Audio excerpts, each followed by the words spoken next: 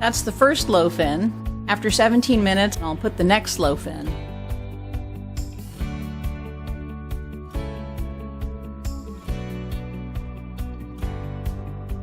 This is the assembly style of baking bread using the Forneau oven insert. This is the Grande insert.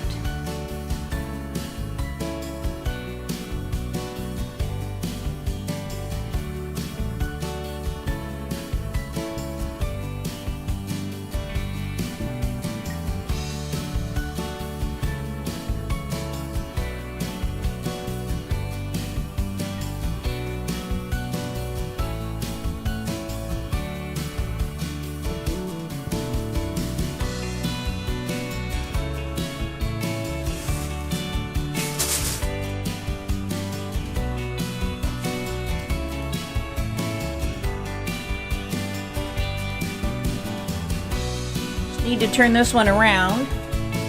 So this is the assembly method of baking the sourdough using the Forneau Grande oven insert. I really like the insert lots. I use it almost exclusively now for the loaves. I don't think I've gotten a better oven spring or nicer crust using anything else.